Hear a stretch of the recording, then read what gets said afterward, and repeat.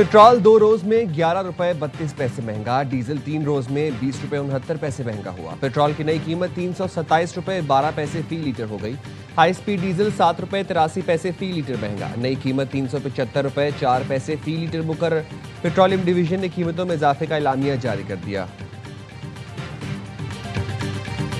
मैं ये यकीन दहानी इन साथियों को करवाता हूँ, वो मामला जो कई सालों से लटका हुआ है उनको अगले 2 हफ्ते के अंदर हम हल करवा के, इनकी इसी यकीन दहानी पे हम अपनी ये जो शट डाउन की एक कॉल थी हम उसको मौखर कर रहे हैं।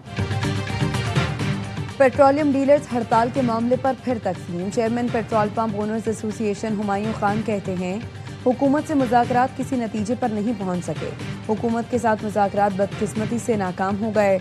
एसोसिएशन हड़ताल जारी रखने का ऐलान करती है।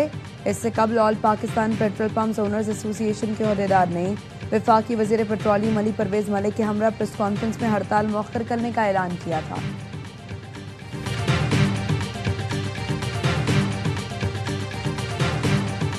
Pakistan has made remarkable progress in developing indigenous autonomous capabilities in the field of defense and security. Under the dynamic leadership of Field Marshal Sayyid Asim Munir, our armed forces have adopted the cutting-edge technologies during the historic Mark-e-Haq.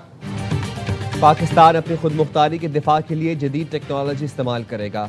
मार्क-ए-हक में फौज पाकिस्तान ने autonomous systems और cyber security के जरिए सरहदों का दिफा किया। Field marshal Syed Asim Munir की क़यादत में मुसल्लह फ़ौज ने जदीद टेक्नोलॉजी अपनाई। एयर चीफ नेवल चीफ की मुआवनत शानदार रही। वज़ीर आज़म शहबाज शरीफ का Indus robotics and autonomous systems expo में खिताब। कहा फ़ख्रिया कहता हूँ पाकिस्तान ने जदीद टेक्नोलॉजी में अहम कामयाबियाँ हासिल की। ड्रोन्स की 60% से ज़ायद मकामी तैयारी हासिल कर ली है। तकरीब में फील्ड मार्शल सैयद आसिम मुनीर ने भी शिरकत की।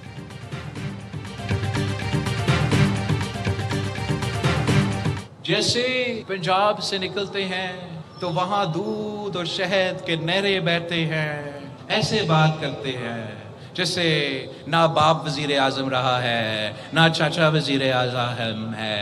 मगर मैं अपना बहन से कहता हूँ ज़रा अपना वालिद को भी बता दें कि उनका भी हुकूमत है।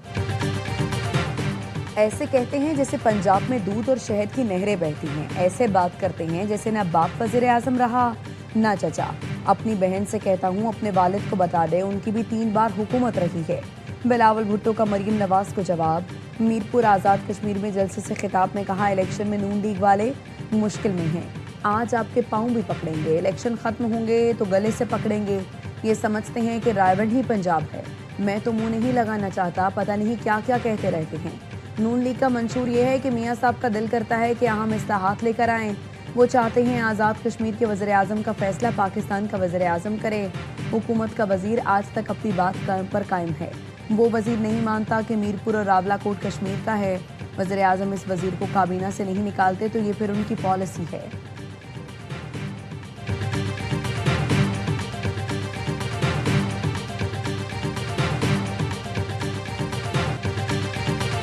बिलावल भुट्टो के तर्ज पर पंजाब की सीनियर वज़ीर मरियम औरंगज़ेब का जवाब। एक्स पर सड़कों की वीडियो शेयर कर दी। साथ ही लिखा बिलावल साहब मरीम नवाज का पूरा पंजाब कहोटा अटक से डेरा गाजी खान और रहीम यार खान तक ऐसा है। सिंध के सीनियर वज़ीर शुजिल नाम मेमन ने भी पंजाब के मुख्तलिफ इलाकों की वीडियोस शेयर कर दी। लिखा ये है आपका सुथरा पंजाब। ख्वाजा साद रफ़ी कहते हैं कोई बोसीदा जंग आलू तीर शेर का शिकार नहीं कर सकता। बिलावल भुट्टो को कुछ बातों का जवाब देना पड़ेगा। बिलावल से शेर का शिकार नहीं होगा, वो रहने दें। जुल्फ़िकार अली भुट्टो ने पहली बार अवामी मैंडेट की नफ़ी और अक्सरियत की हुकूमत को तस्लीम नहीं किया था। सिंध के सीनियर वज़ीर शुजिल नाम मेमन ने साद रफ़ी का बयान गैर ज़िम्मेदाराना और कौमी यकजहती के खिलाफ करार दे दिया। कहा ख्वाजा साद रफ़ी सियासी दिवालियापन और अखलाकी अफलास का शिकार हो गए हैं। भुट्टो ख़ानदान की खिदमत पाकिस्तानी तारीख़ का रोशन बाब है। शहीद भुट्टो पर इल्ज़ाम से पहले महमूद उर रहमान कमीशन की रिपोर्ट पढ़ें।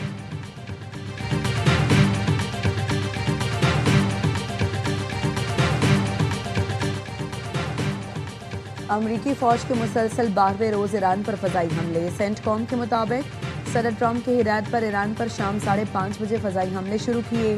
हमलों का मकसद आबने हुर्मुज़ में ईरानी फ़ौजी सलाहियतों को कमज़ोर करना है। ईरानी सरकारी मीडिया के मुताबिक आवाज़ में ज़ोरदार धमाका सुना गया। جنوبی ایران کی بندرگاہ مشہر سرک اور سرافان میں متعدد دھماکوں کی اطلاعات ہیں۔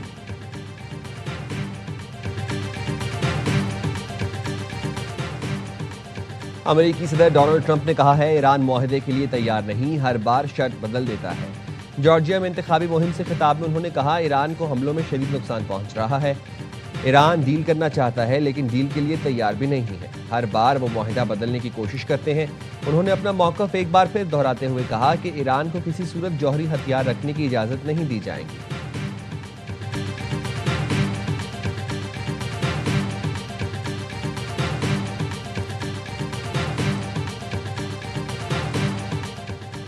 صدر ٹرمپ ایران کے خلاف فوجی کارروائیاں بڑھانے پر غور کر رہے ہیں، وال اسٹریٹ جرنل کا دعویٰ۔ رپورٹ میں کہا گیا ہے امریکہ مشرق وسطی میں مزید فوجی اسلحہ اور طبی عملہ منتقل کر رہا ہے۔ ٹرمپ کی جانب سے ایران کے خلاف فوجی کارروائی مزید وسیع کرنے کا امکان ہے۔ امریکی اسپیشل فورسز اور لڑاکا طیارے خطے میں تعینات کیے جا رہے ہیں۔ امریکہ اور برطانیہ میں موجود بمبار طیاروں کو ہائی الرٹ کر دیا گیا۔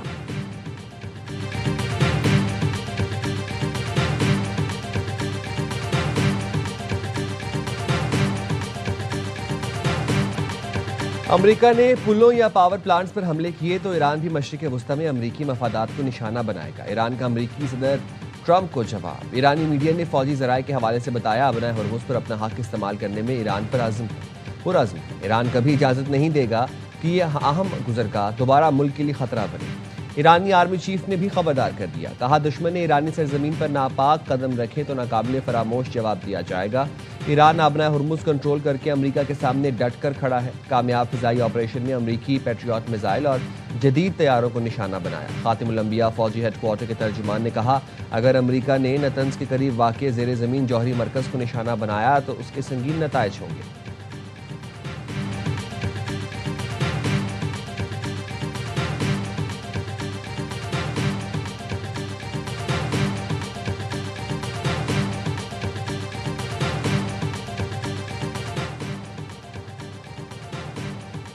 ہمارا دفاعی نظریہ واضح ہے، آنکھ کے بدلے آنکھ، کان کے بدلے کان۔ صدر ٹرمپ کے بیان پر ایرانی وزیر خارجہ عباس اراغچی کا رد عمل، کہا ملک کی اہم تنصیبات کو نشانہ بنایا گیا تو سخت اور فیصلہ کن جواب دیا جائے گا۔ جارحیت میں شریک یا معاونت فراہم کرنے والے تمام فریق جائز اہداف تصور ہوں گے۔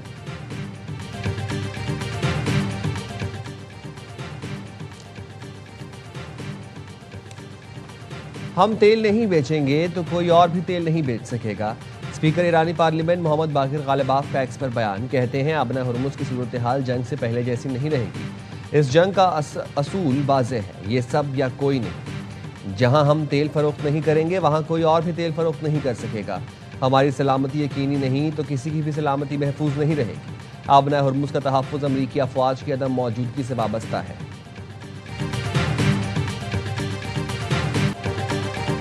سعودی عرب کے ساتھ بحری تجارت پر دھمکیاں ناقابل قبول ہیں۔ پاکستانی پرچم بردار جہازوں کے خلاف کارروائی قومی سلامتی کے لیے خطرہ تصور ہوگا۔ جوابی کارروائی کا پورا حق ہے، پاکستان نے حوثیوں کو خبردار کر دیا۔ ترجمان دفتر خارجہ نے کہا بعض عناصر کا سعودی عرب کو مشرق وسطی تنازع میں گھسیٹنا باعث تشویش ہے۔ حوثیوں کے سعودی عرب بحیرہ احمر میں اقدامات قابل مذمت ہیں۔ حوثیوں کی کارروائیاں علاقائی سلامتی کے لیے بڑا خطرہ ہیں۔ پاکستان کا سعودی عرب کی سلامتی خود مختاری کے لیے غیر متزلزل حمایت کا اعادہ۔ فریقین بین الاقوامی قانون کا احترام، تجارتی جہازوں کی سلامتی یقینی بنائیں۔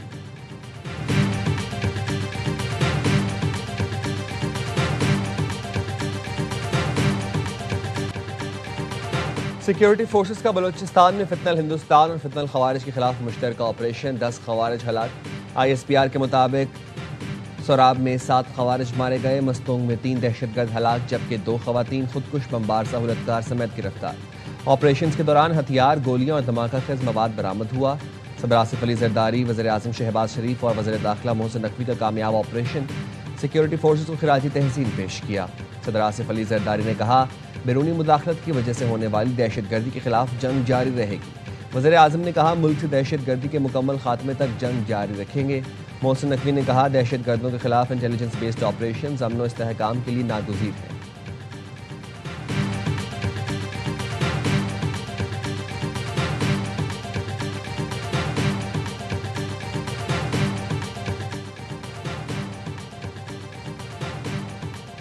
اقوام متحدہ کی سلامتی کونسل میں پاکستان کا بھارت کو کرارا جواب. پاکستانی سفارتکار انصار شاہ نے سلامتی کونسل میں خطاب کرتے ہوئے کہا، سینتاس معاہدہ معطل کرنے کی کوئی گنجائش نہیں، بھارتی اقدام غیر قانونی ہے. ثالثی عدالت نے سینتاس معاہدہ بددستور مؤثر اور نافذ العمل قرار دیا. بھارتی بیان حقائق کو مسخ کرنے اور زمینی حقیقت غلط پیش کرنے کی کوشش ہے. مشترکہ آبی وسائل کو سیاسی دباؤ کے ہتھیار کے طور پر استعمال کرنا خلاف قانون ہے.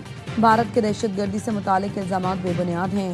بھارت دہشت گردی کا شکار نہیں بلکہ سرپرست ہے. بھارتی حمایت یافتہ گروہوں نے پاکستان میں ہزاروں شہریوں کو شہید کیا.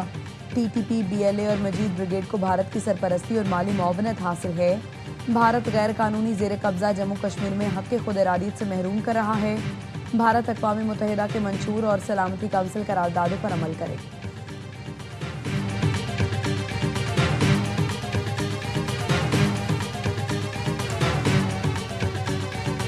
پنجاب میں شدید بارشوں کے بعد دریا بھی بھر گئے. دریائے چناب کی منہ زور موجوں نے گاؤں میاںوال میں تباہی مچا دی. ایک بھی گھر باقی نہ رہا. نارووال میں ریسکیو 1112 نے سیلاب میں پھنسے 150 سے زائد لوگوں کو ریسکیو کر لیا. سیالکوٹ میں وزیر دفاع خواجہ آصف کا حلقہ نہر میں تبدیل. گجرات میں 150 ملی میٹر سے زائد بارش نے پورا شہر ڈبو دیا. چھتیں گرنے کے واقعات میں خاتون سمیت 2 افراد جان سے گئے. مری میں لینڈ سلائیڈنگ کے بعد سیاحوں کو احتیاط کی ہدایت. خیبر پختونخوا میں بھی بارش کے بعد ندی نالوں میں طغیانی. مانسہرہ میں ریسکیو اہلکاروں نے جان پر کھیل کر ڈوبتے نوجوان کو بچا لیا. ضلع دیامر کے متعدد علاقوں میں سیلابی صورتحال. تانگیر میں سیلاب سے 27 مکانات مکمل تباہ. 40 جزوی طور پر متاثرہ خاندان بے گھر. کھلے آسمان تلے امداد کے منتظر. چلاس سے متصل علاقوں میں سیلاب سے سڑکیں متاثر. زمینی رابطہ اور آمد و رفت معطل. خوراک، پانی اور دواؤں کی قلت. گلگت میں گلیشیائی جھیل پھٹنے کا خدشہ. حکام کا کہنا ہے فلیش فلڈنگ، لینڈ سلائیڈنگ، پتھر گرنے کا خطرہ ہے. شہری اور سیاح غیر ضروری سفر سے گریز کریں.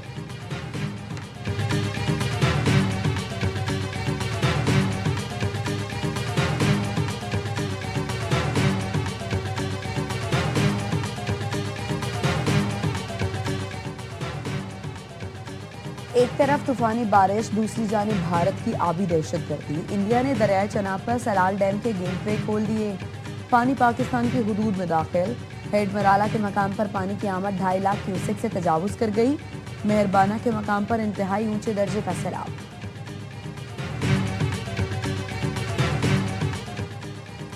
بانی پی ٹی آئی اور بشرا عمران کی ایک آنکھ ضائع ہو چکی ہے. مریم بٹو کا پروگرام 11th آور میں دعویٰ. بولی بانی پی ٹی آئی کی ایک آنکھ کی نظر 85% جا چکی تھی، بقیہ 15% صرف روشنی نظر آتی تھی. بشرا بی بی کی ایک آنکھ پردہ پھٹا تو 10 دن تک کسی نے نہیں پوچھا. وہ 10 دن روتی رہیں کہ ڈاکٹر کو بلائیں. مریم بٹو نے یہ بھی کہا بانی کی ہدایت تھی کہ سہیل آفریدی کے ساتھ تیمور جھگڑا کو ڈپٹی سی ایم لگایا جائے تاکہ وہ وزیر اعلیٰ کو گائیڈ کر سکیں. سہیل آفریدی کو معلوم ہے کہ بانی پی ٹی آئی نے تیمور جھگڑا کو ڈپٹی سی ایم لگانے کا کہا تھا.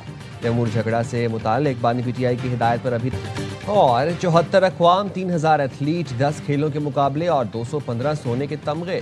اسکاٹ لینڈ کے شہر گلاسکو میں سے آج سے 23ویں کا کامن ویلتھ گیمز کا آغاز ہوگا. افتتاحی تقریب پاکستانی وقت کے مطابق رات 10 بجے شروع ہوگی. Olympic gold medallist Arshad Nadeem سمیت پاکستان کے 20 ایتھلیٹ ایونٹ میں شرکت کریں گے. گولڈن بوائے تقریب میں سبز ہلالی پرچم تھامے پاکستانی دستے کی قیادت کریں گے. ارشد ندیم ایونٹ میں اپنے اعزاز کا دفاع کریں گے. میگا ایونٹ 2 اگست تک جاری رہے گا.